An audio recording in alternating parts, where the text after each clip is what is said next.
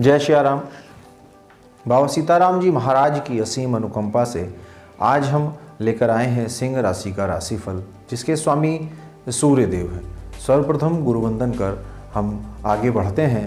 गुरु ब्रह्मा गुरु विष्णु गुरुदेवो महेश्वर गुरु साक्षात्म परब्रह्म तस्मै श्री गुरुवे नमः।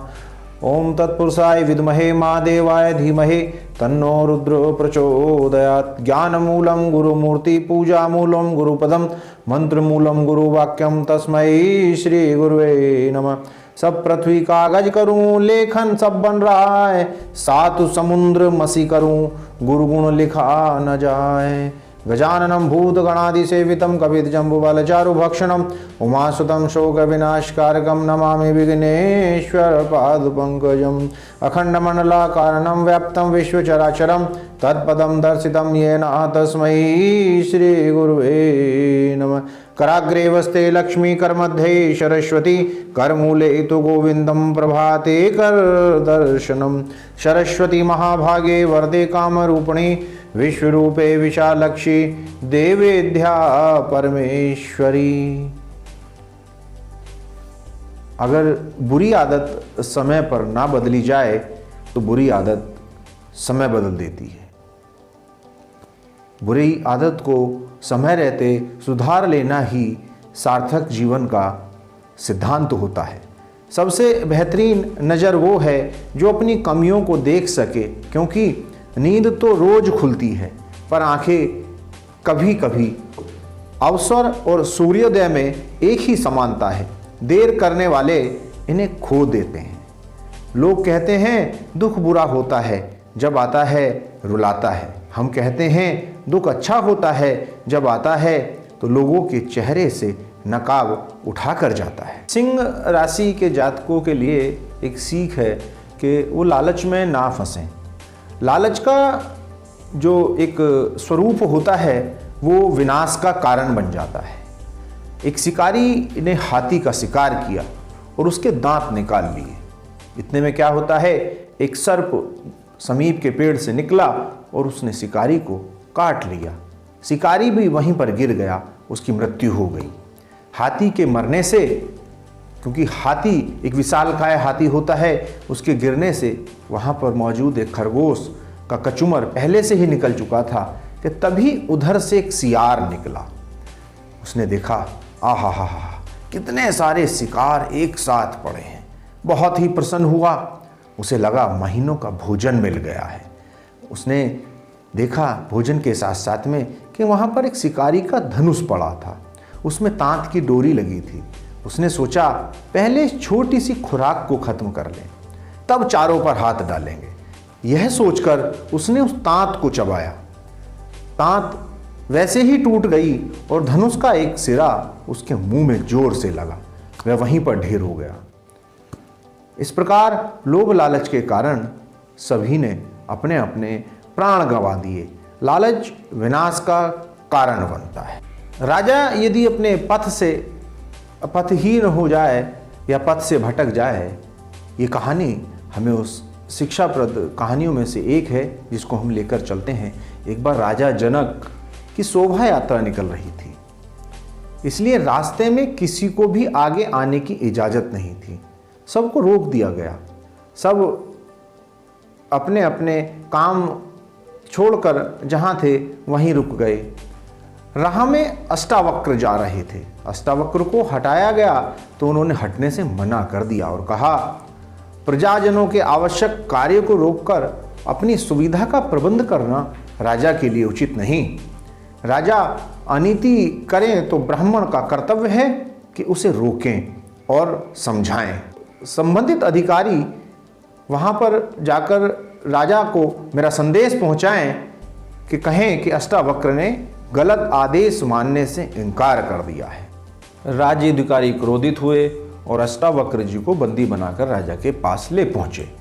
राजा जनक जी ने सारा किस्सा सुना तो वो बहुत प्रभावित हुए और कहा, इतने तेजस्वी ब्राह्मण जहाँ मौजूद हैं जो राजा तक की ताड़ना कर सकें, वह देश धन्य है।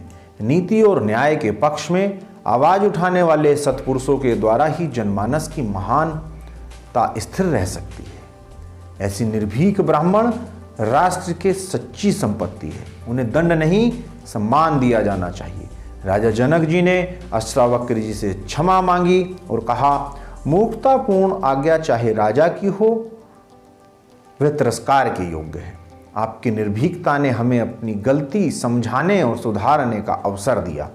आज से आप राजगुरु होंगे और इसी निर्भीकता से सदा न्याय पक्ष का समर्थन करते रहेंगे, ऐसी मैं आपसे अनुरोध करता हूँ। अष्टावक्र जी ने यह प्रार्थना जनहित की दृष्टि से स्वीकार कर ली।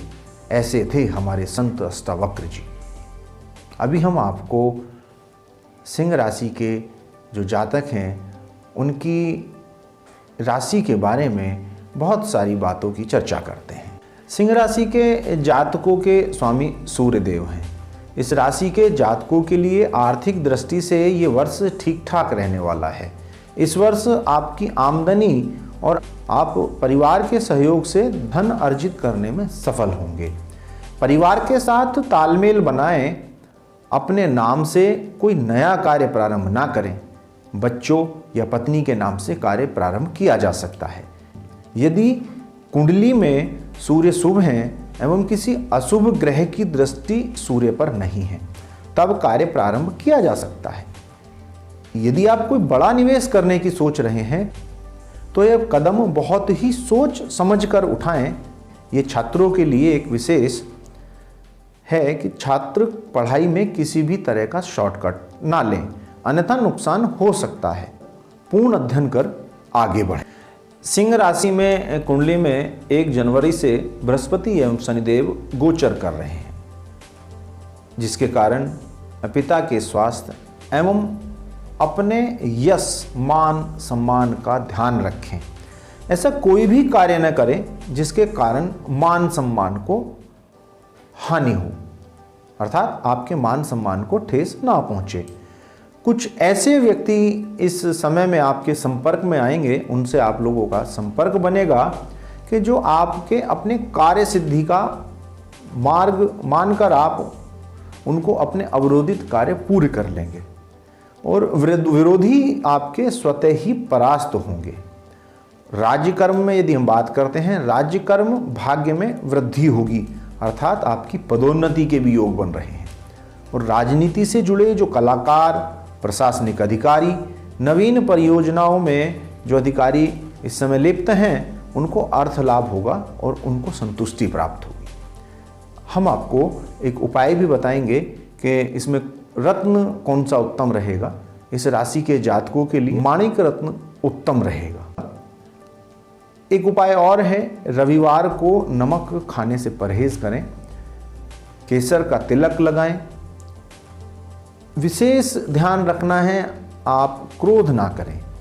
हम जिस चेहरे के साथ जन्म लेते हैं वो हमारे वश में नहीं होता, मगर जिस चरित्र, व्यक्तित्व एवं किरदार के साथ हम इस संसार से विदा लेते हैं उसके लिए हम खुद जिम्मेदार होते हैं। पाप कर्म एक ऐसा उत्पाद है जो खरीदने में तो बहुत सस्ता लगता है, लेकिन उसका दाम चुकाते चुकाते जन्म बीत जाते हैं। इसलिए पाप कर्म करने से बचना चाहिए। यदि आपको हमारा ये कार्यक्रम पसंद आया हो तो बेल आइकॉन का बटन दबाकर हमारे चैनल को सब्सक्राइब करें एवं लाइक करें।